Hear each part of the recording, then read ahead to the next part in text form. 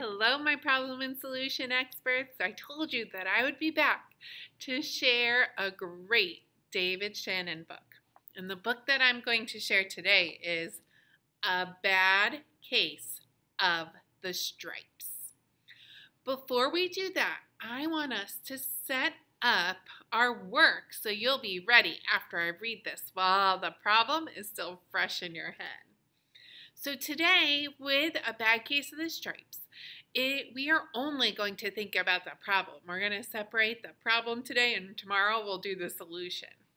So in your notebook, not in your notebook. It's in your Foundations journal because we're going to write today.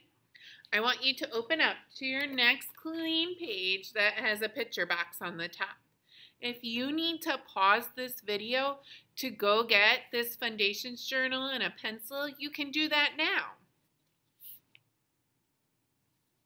All right, so we're going to set it up. So if you look, Miss Lodato drew a line down the middle of the page, almost similar to what we did with setting. And then I started our sentence that says, the problem was. So right now in your notebook, I want you to set it up just this, so then it's ready for your brain after we finish our story. So split the page in half and write the problem was. If you need to, pause the video so you can get that done.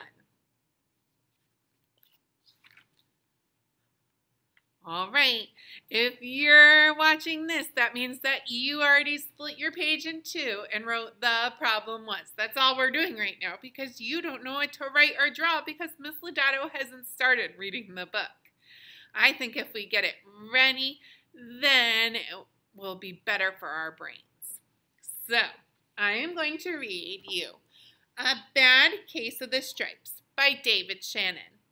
And this is your mission. Your mission is, or your challenge is, to think about the big problem that the main character faces. Now, looking at the cover, you might have a prediction of what the challenge this main character is going to face.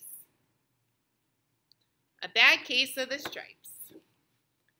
A Bad Case of the Stripes. Pages are stuck.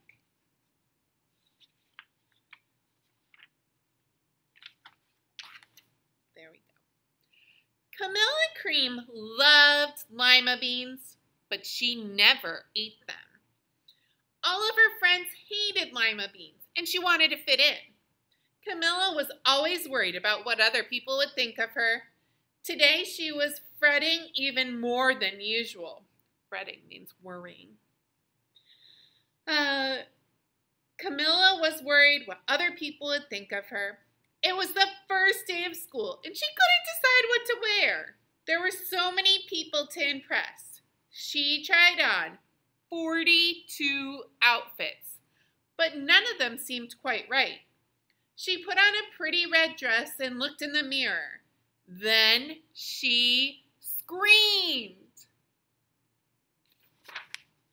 Her mother ran in the room and she screamed too. "Oh my heavens!" she cried.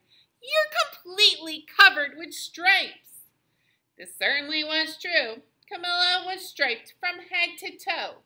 She looked like a rainbow.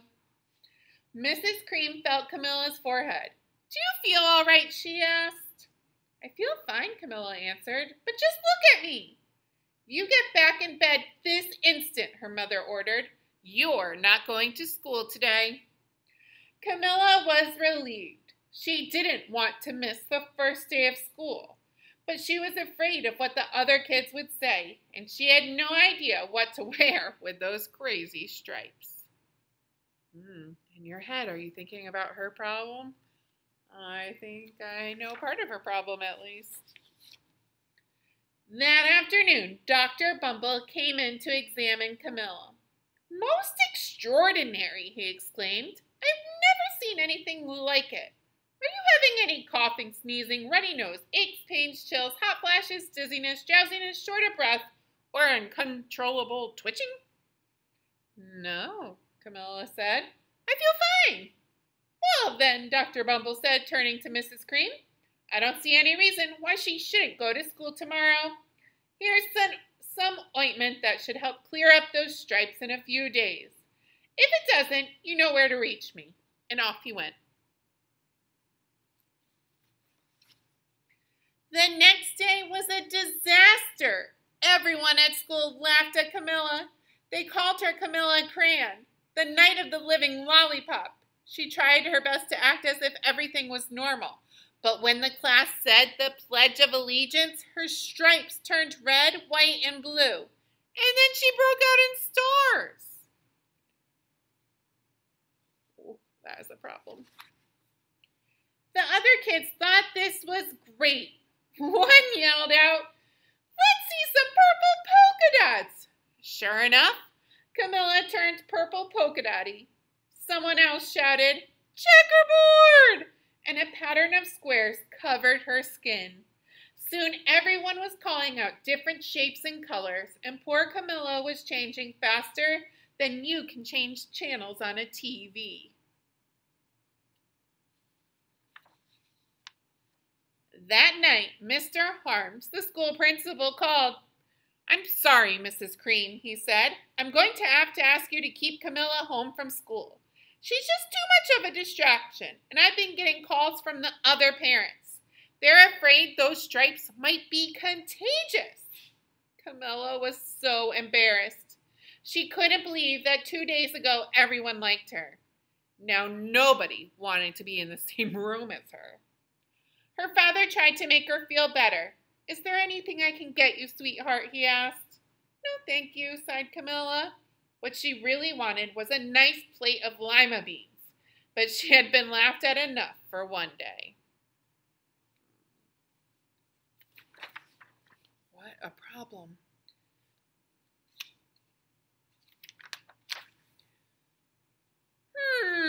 Well, I see, Dr. Bumble mumbled when Miss Cream phoned the next day. "I think I better bring in the specialist. We'll be right over." About an hour later, Dr. Bumble arrived with 4 people in long white coats. He introduced them to the Creams. "This is Dr. Group, Dr. Sponge, Dr. Cricket, and Dr. Young." Then the specialist went to work on Camilla. They squeezed and jabbed and tapped and tested. It was very uncomfortable.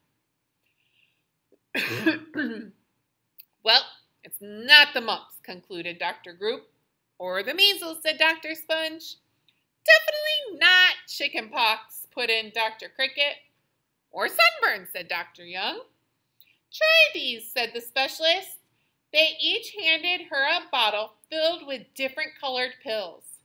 "Take one of each before bed," said Dr. Group. Then they filed out the front door, followed by Dr. Bumble. That night, Camilla took her medicine.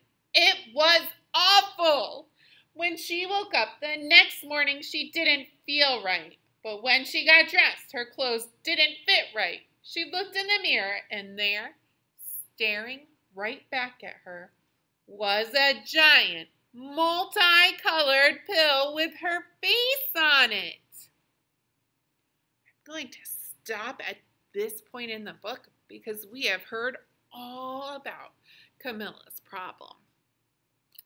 So, now that your notebook is all set up, in the beginning of this story, the problem in this story is fresh in your head, I want you to take your book, and where my arrow is, I want you to write draw what the problem is in the story. And then you're going to finish the sentence that we already started. The problem was, and you're going to write what the problem was. Now, my sentence starts with a capital letter, and what do sentences usually need to end with? Yes, punctuation. And I have finger spaces between my words. And the words that I have written on your paper should be spelled correctly because you're copying me. The other words, we want you to try your best. Now, don't go ask mom or dad or whoever's helping you how to spell things. Just stretch it out and use your brain to do it as best as you can. I know Us first grade teachers love to see your very own work. And it's okay that it's not perfect. Just try your best. Now, when we come back tomorrow, I'm going to finish the book. And then we will write about the solution. Thanks so much and can't wait to see you tomorrow.